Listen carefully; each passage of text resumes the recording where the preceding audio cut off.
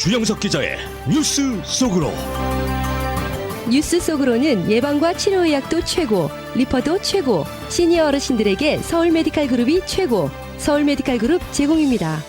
이 중간선거가 이제 일주일 앞으로 다가오면서 어떤 결과가 나올지 관심이 모아지고 있는데, 연방 하원 선거에서는 공화당이 무난히 다수당을 차지할 것으로 예상이 됩니다. 그러나 연방 상원 선거에서는 조사기관에 따라 공화당 우세, 민주당 우세 이렇게 각각 나타나고 있어 마지막까지 예측하기가 어려운 상황인데, 이 격전지의 향배가 승부를 가를 것으로 보입니다. 주영석 기자. 안녕하십니까. 이제 오늘로 중간선거가 딱 7일 앞으로 다가왔습니다. 현재 네. 판세는 어떻게 분석이 되고 있습니까? 네, 이번 선거의 핵심은 역시 그 연방 상원과 연방 하원 선거죠. 물론 뭐 주지사 선거도 있고 또 각 지역별로 뭐 시의원 선거 또 주의원 선거 여러 가지 뭐 주민 발의안 여러 가지가 있는데, 그래도 역시 연방 상원과 연방 하원 선거 결과가 관심의 대상입니다. 연방의회 다수당 지위를 이제 어느 당이 가져가느냐에 따라서 미국의 정책 방향이 달라질 수 있기 때문에 굉장히 중요한 선거인데요.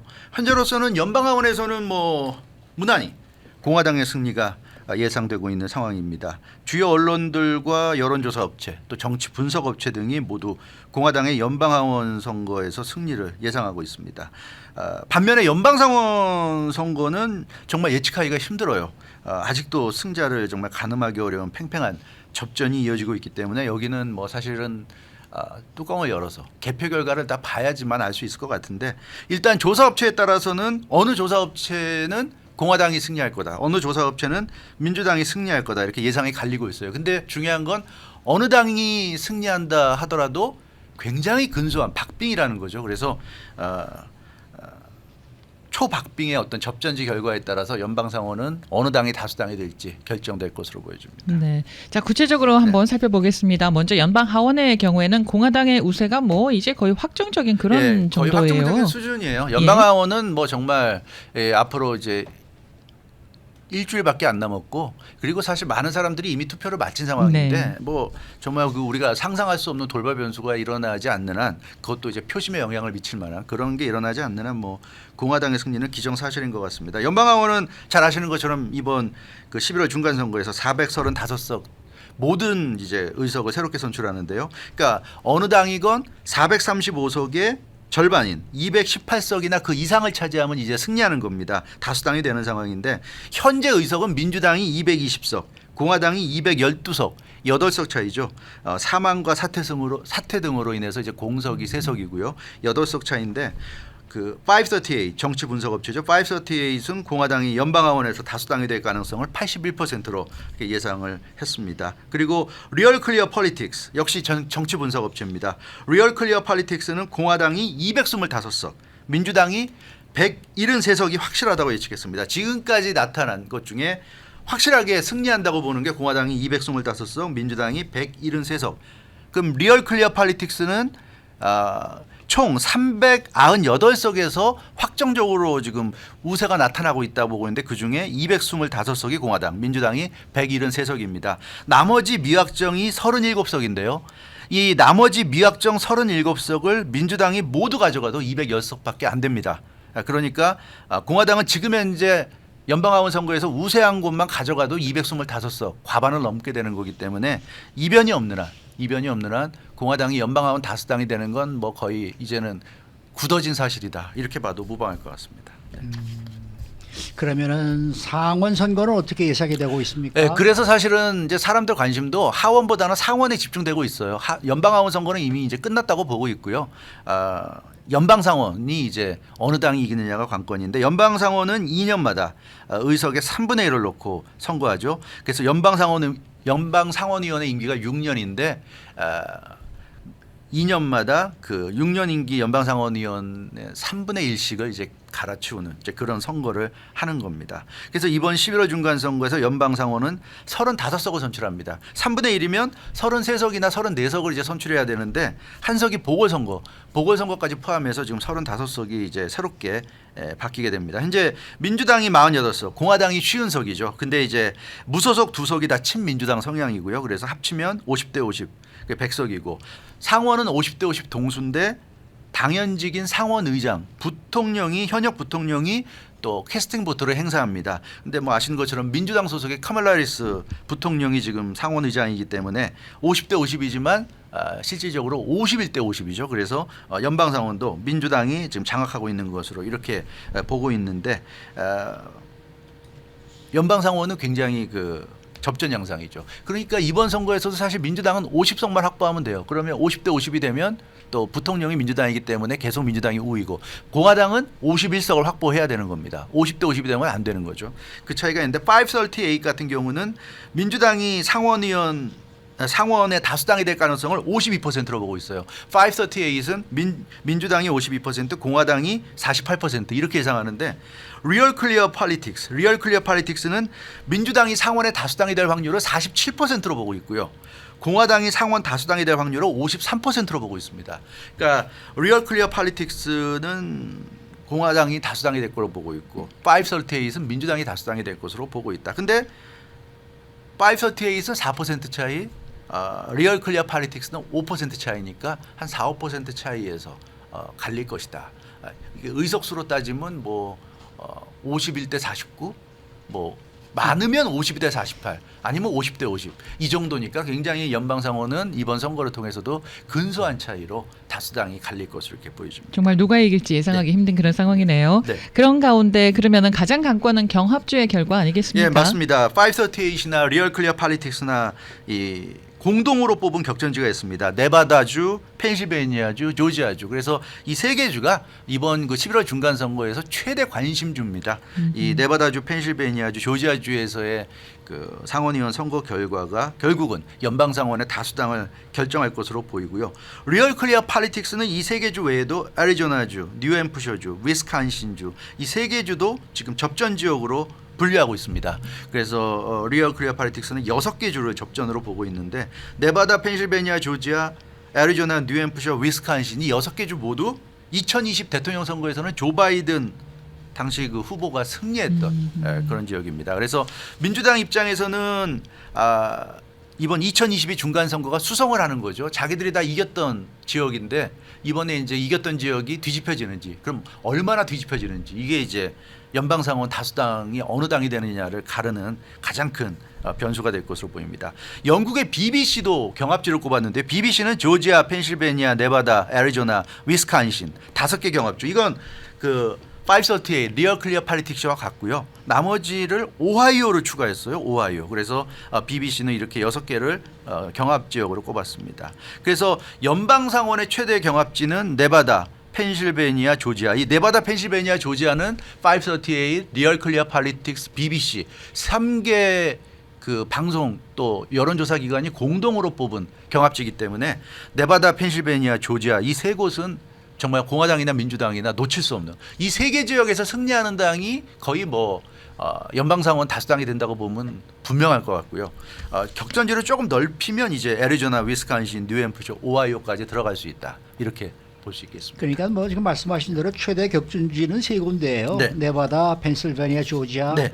뭐 CNN도 뭐 계속해서 그 3군데만 얘기만 지금 보내주고 있는데, 자 우선 조지아주부터 좀 네. 살펴볼까요? 네, 죄송합니다. 조지아주는 그 연방상원의 선거 향배를 가를 3개 주 중에서도 어떻게 보면 가장 또 관심이 대상이 될 수 있는데 전통적으로 공화당 표밭으로 불리던 보수적인 곳이잖아요. 동남부 굉장히 보수적인 주였는데 지난 2020 선거에서 조지아주 연방상원 의원 2명이 모두 민주당에서 나왔습니다. 그게 결정적으로 이제 민주당이 상원의 다수당 지위를 획득하는 데 도움을 줬죠. 근데 당시 돌풍의 주역이었던 라파엘 워녹 상원 의원이 이제 이번에 또 재선에 도전합니다. 조지아주 최초의 흑인 상원 의원이죠. 공화당은 역시 흑인 후보를 내세웠습니다. 허셜 워커를 내세워서 라파엘 워녹에 도전하고 있는데 허셜 워커는 뭐 스포츠 팬들은 너무나 잘 아시는 스타 플레이어죠. 바로 NFL 러닝백 출신입니다. 댈러스 카우보이스에서 활약했고 미네소타 바이킹스에서도 활약을 했는데 이 도널드 트럼프 전 대통령 추천으로 정계 입문했어요. 흑인이지만 트럼프 전 대통령과 친하고 보수적인 이 허셜 워커가 나왔는데 처음에는 그래서 많이 지지율 격차가 벌어졌어요. 라파엘 워녹 현 상원의원이 앞서 나갔지만 시간이 갈수록 허셜 워커가 따라가면서 지금은 이 지지율이 많이 올라서 거의 오차 범위 내에서 접전입니다. 이 라파엘 워녹은 목사 출신이죠. 그래서 목사 출신과 NFL 스타 플레이어 출신의 지금 대결이고 둘 다 흑인이라는 점.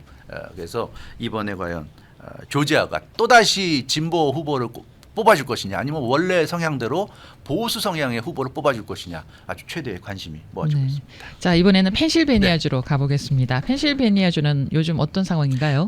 토론이 큰 이슈가 되고 있죠. 지금 예. 조금 전에 CNN이 보여줬어요. 그 존 페터맨 이 후보 지금은 또 그 존 페터맨 후보 상대방이죠. 닥터 오즈가 지금 나오고 있는데 닥터 오즈가 지금 공화당 후보 지금 화면에 나오는 인물이 닥터 오즈고 조금 전에 나왔던 존 페터맨이 그 민주당 후보입니다. 이 펜실베니아는 최대 격전지로 꼽히고 있어요.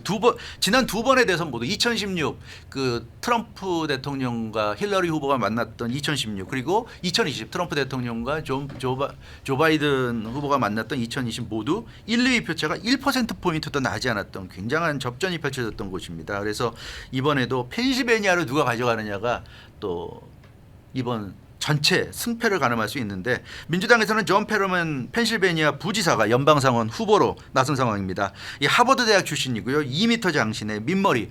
앞서 그 화면에 보셨지만 민머리가 인상적이고 머리는 민머리인데 수염은 굉장히 또 길죠. 그래서 아주 인상적인 외모입니다. 그런데 이 존 페터맨이 지난 5월에 필라델피아 낙태 관련 유세 도중에 뇌출혈로 쓰러져서 병원에 아주 후송이 됐어요. 그 당시 본인 스스로도 거의 죽을 뻔하다가 살아났다고 언급할 정도로 굉장히 위급한 상황이었습니다. 다행히 회복은 됐는데 이 뇌출혈에서 회복된 이후에 거의 선거 유세를 하지 않고 있어요. 그래서 존 페터맨의 건강이 이상하다는 건강 이상설이 계속 나오고 있습니다.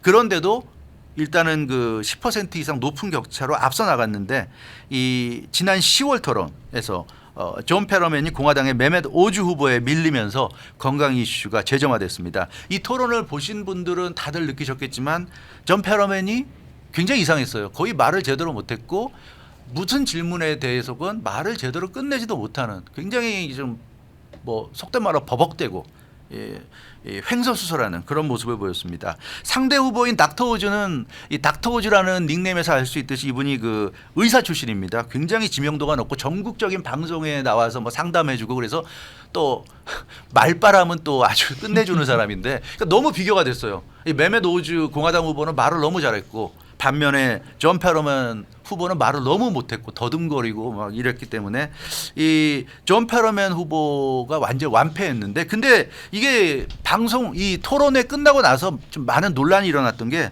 존 페터맨 토론 영상을 많은 사람들이 보고 싶어 했어요. 그러니까 라이브로 보지 않은 사람들이 많았기 때문에 그렇게 문제가 많았어 한번 봐야 되겠다 했는데 그때는 유튜브에서 다 내려진 겁니다. SNS 다 내려졌어요. 그래서 이것도 또 무슨 관리 들어간 거냐. 이런 후보가 못한 영상에서 못한 영상을 볼 수 있게 해줘야 되는데 전부 다 내려버린 거예요. 그래서 지금 존 페터맨 토론 영상을 찾으려면 굉장히 힘듭니다. 제대로 된 영상 거의 볼 수 없어요. 그래서 이것도 지금 음모론이 나오고 있습니다. 민주당이 존 페터맨의 건강 이슈를 숨기고 지금 선거에 치료한다. 그만큼 이 펜실베니아가 중요한 주기 때문에 이제 와서 후보 바꿀 수도 없고 바꾸는 순간 선거 끝나는 거니까 어떻게 하든지 존 페터맨을 내세워서 선거를 가야 되는데 그러려면 숨겨야 된다. 그래서 토론 장면에 담긴 영상 다 지워버리고 날려버리고 존 페터맨이 선거운동 자체를 안 하고 있어요. 지금 안 하고. 근데 좀 전에 CNN과는 연결해서 지금 뭐 방송에는 나왔지만 어찌됐건 그게 라이브인지 아니면 녹화된 건지는 알 수 없죠. 근데 이 지금 나오는 얘기로는 민주당이 존 페터맨이 건강이 안 좋아도 당선만 시켜놓으면 어차피 거수기처럼 활용만 하면 된다. 상원에서는 이탈을 굉장히 박빙이기 때문에 당선되면 무조건 민주당 당론대로 따라가야 되는 거니까 저 사람이 건강이 안 좋아도 상관없다. 지금 이런 얘기까지 지금 나오고 있는 상황입니다. 그래서 메멧 오즈 후보는 존 페터맨이 당선되면 제대로 정상적인 상원의원 활동할 수 없다. 민주당의 거수기 노릇밖에 못할 거다. 이런 이제 공격을 하고 있는데 여기에 대해서 지금 민주당이 존 페터맨 후보가 딱히 반박을 지금 못하고 있는 이제 이런 상황인데 중요한 거는 사람 심리가 그렇잖아요. 보지 말라고 하면 더 보고 싶어하는 게 사람 심리여서 더 사람들이 기를 쓰고 지금 존 페터맨 토론 장면을 찾아보고 있는 이런 상황인데 그래서 한 달 전만 해도 존 페터맨이 10%를 앞섰는데 지금은 1% 차이로 닥터 오즈가 앞서는 역전 가는 이런 상황이 되고 있다. 그래서 이 펜실베니아도 상당히 흥미로운 지역입니다. 마지막 뭐 네바다에서도 지금 공화당 후보가 좀 앞서가는 것 같아요. 네, 캐서린 코르테즈 메스토 민주당 후보와 애덤 락설트 공화당 후보가 지금 겨루고 있는데 각종 여론조사에서 공화당의 애덤 락설트 후보가 근소하게 앞서는 것으로 나타나고 있어요. 캐서린 코르테즈 메스토는 2016년에 승리해서 최초 라티노 상원의원이 돼서 큰 화제를 모았는데 중요한 건 이 민주당은 여성 낙태권을 인정하잖아요. 네. 근데 라티노 유권자들이 반감해 갖고 있어요. 라티노들은 대부분 카톨릭입니다. 그래서 그렇죠. 라티노들은 가족을 굉장히 중시하고 낙태를 싫어합니다. 그런데 캐서린 코르테즈 메스토의 주 유권자층이 라티노인데 낙태를 지지하니까 라티노 유권자들이 싫어하는 거예요. 그래서 이게 지금 묘한 지금 분위기가 되고 있다 이런 얘기입니다. 그래서 이 네바다에서 의외로 네바다에 라티노 유권자들이 많은데 라티노 후보인 민주당 후보가 고전하고 있다. 낙태를 지지하고 있기 때문에 이제 이런 상황. 아무튼 참 재미나게 재미가 상황이 됐네요. 지금 흘러가고 있습니다. 네. 주영석 기자였습니다.